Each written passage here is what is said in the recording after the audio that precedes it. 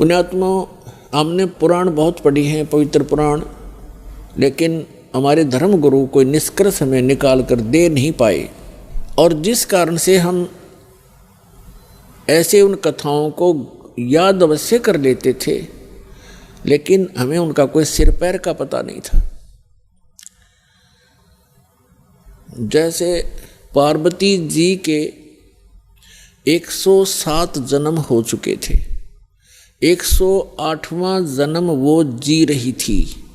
भगवान शंकर वही होते थे, उनकी तब तक मृत्यु नहीं हुई थी, और पार्वती जी की 107 बार मृत्यु हो चुकी थी।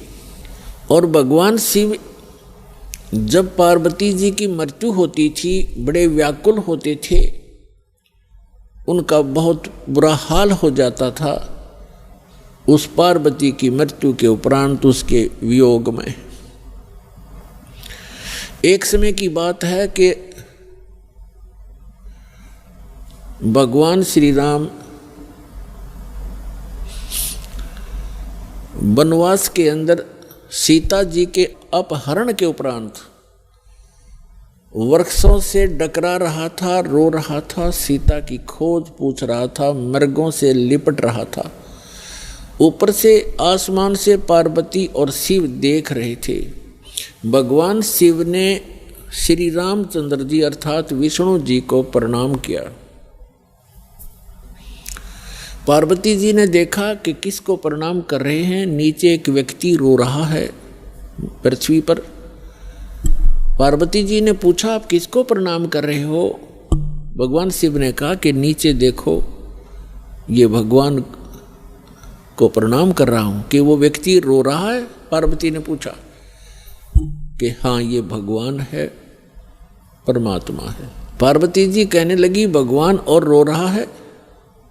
भगवान कैसे हो सकता है जो ऐसे डकरा रहा है जनसाधारण की तरह? यानी विष्णु जी थे वो, और विष्णु जी भगवान शिव के बड़े भाई हैं। अपने बड़े भाई को वो नमस्कार कर रहे थे। पार्वती जी ने नमस्कार नहीं किया और कहा, मैं इसकी परीक्षा लूंगी और सीता रूप बना कर जाऊंगी। यदि ये मुझे पहचान लेंगे तो मैं मान लूंगी कि ये भगवान है। भगवान शिव ने कहा कि यह गलती मत करना, यदि तू सीता रूप बना लेगी तो मेरे काम की नहीं रहेगी। उस समय तो पार्वती जी ने कह दिया कि नहीं जाऊंगी, परीक्षा नहीं लूंगी।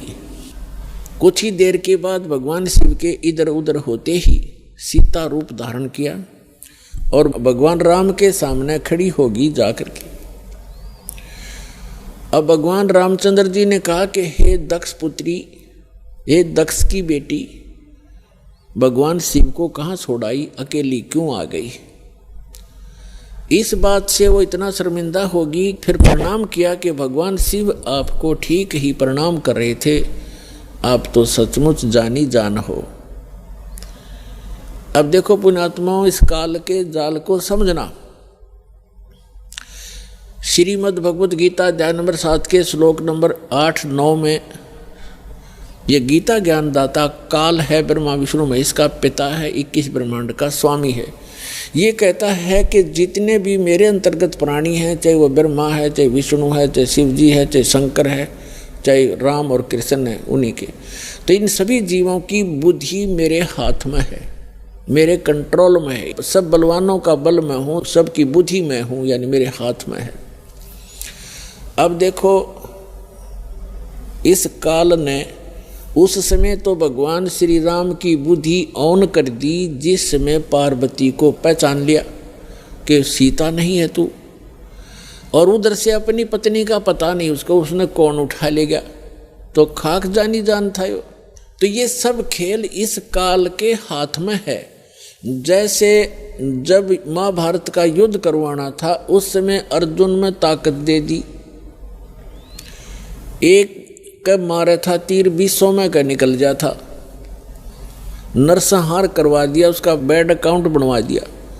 फिर वही अर्जुन जिस समय भगवान श्री कृष्ण जी की मृत्यु हो गई थी और सभी यादव भगवान श्री कृष्ण का पूरा कुल आपस में लड़का मर गया था, कटके कत्लेआम कर दिया था। 56 करोड़ यादव दुर्वासा जी के श्राप से आपस में लड़ मरे थे।